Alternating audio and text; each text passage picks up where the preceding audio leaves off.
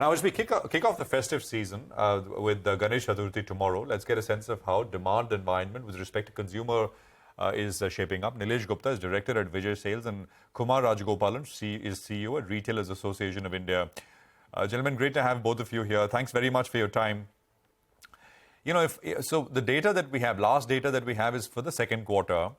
And if you look at the second quarter numbers, both staples, right? I mean, so listed staple companies, volume growth has been, very poor. Multi-quarter low volume growth across the board. Even durables, ACs, fans, washing machines, etc., we've basically been seeing a degrowth. My question, Nilesh, let me come to you first. Are you in the second quarter? Have you seen a turn, or has it been poor? And what is your expectation? So, good morning. What we have seen in the second quarter is definitely a slight improvement over the first quarter. So let us also understand in the first quarter, the summer did not do well because of the weather conditions. We had interspersed rains all across the country, and due to which the AC sales took a hit.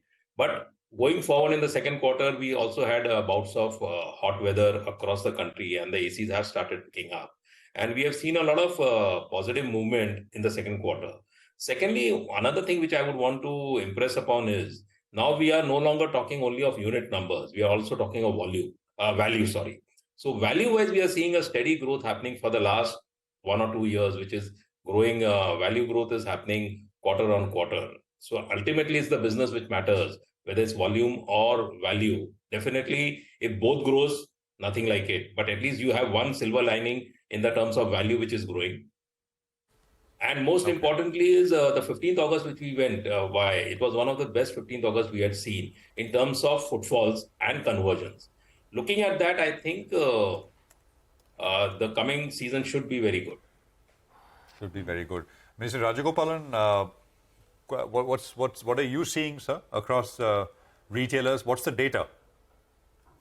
See, the months of April up to July, the retailers have seen about 7% growth over last year.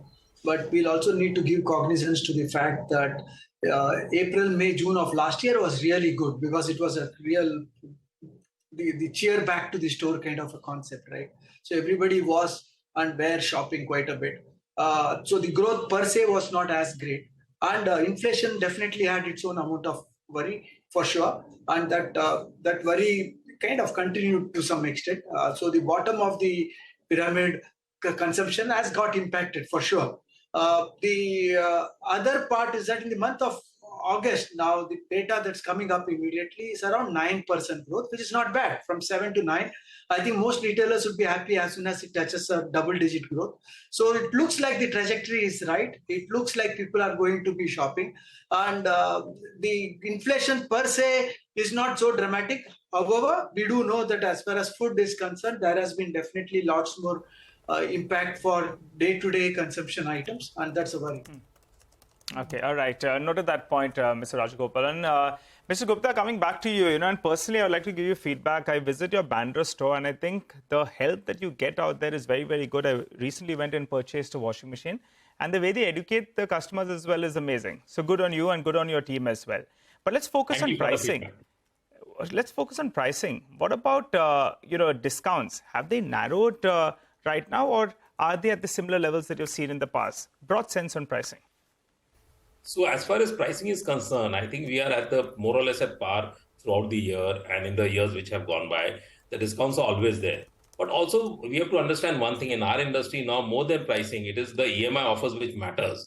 Okay, how much down payment you are asking. Most of the products have now started coming on zero down payments, and the tenors have increased. So earlier we used to have the most popular scheme used to be 4x8, where people used to pay 4 down payment and balance in 8 months. Now we are getting 0x12, 0x8, or maybe 3x18. And in case of mobiles and all, you also have 0x24 months. So I think that is what is propelling us for the higher value growth which we are seeing.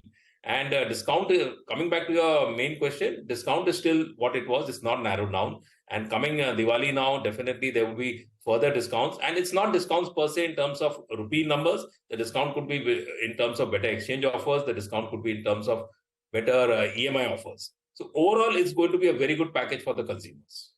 Okay, got that. Mr. Rajagopalan, I wanted your thoughts on the premiumization trend as well, because, since a year now, people are talking about this K-shaped recovery, right? Where on one hand, there is hardly any recovery in the rural market, but on the other hand, premium products are just flying off the shelves, whether it's ACs, refrigerators, even phones for that matter, right? The view is that the pre-bookings for the new Apple iPhone have also picked up substantially. Your thoughts on whether this is a trend that will sustain, and if you can just throw more color on this, which are the segments that are doing well in the premium space?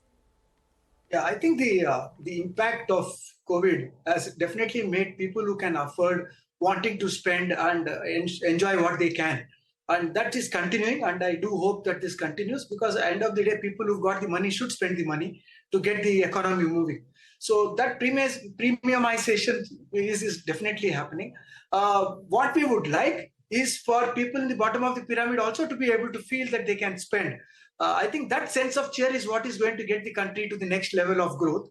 And we'll wait for that to happen. And there, the problem is slightly different. The problem has been that on the one hand, the inflation was kind of quite high at 10% also last year, was quite high for everybody at that level. And they did not know whether their incomes are going to go up to that extent.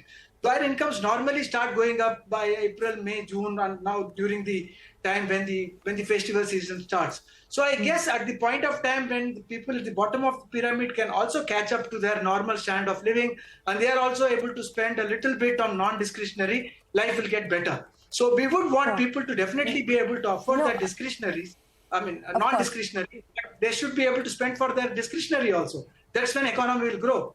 So we will wait for that is of course what the future may look like, right? I want to understand what's happening currently. What is the trend? Nilesh, over to you. Any numbers that you can share with us on premiumization compared to say what it was about 6 months ago? Has there been a pickup there?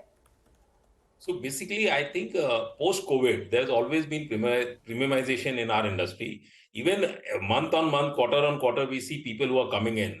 So there's two levels of premiumization which is happening. One is either they're going for a larger size. If they're buying a television, they do not want to buy a smaller one. They would want to buy the next big size, which their pocket can afford. And so is the case with refrigerators and washing machines. And in air conditioners, if you see, people are wanting to buy instead of a 2 or 3-star, 5-star machines. So premiumization is there. And that's why we are seeing a little less on the number growth, but more on the value growth. And it is here to stay. One thing which people realized in COVID was, okay, maybe we buy little less, but we buy the best. And that's what's leading to premiumization. Even without customer choices, most products have become premium in the sense they become expensive because, I mean, think about it. BLDC fans, we talk about, right? Inverter washing machines, inverter air conditioners. I mean, actually, compared to 2-3 years back, product pricing has actually increased quite substantially, 20-25%, just because of the change in technology. Maybe it saves power, etc. It's better, but the ticket size has gone up as well quite a bit. Gentlemen, thanks very much for joining us. Great speaking with you, Nilesh. Thank you as always, and Mr. Rajagopalan, great speaking with you as well.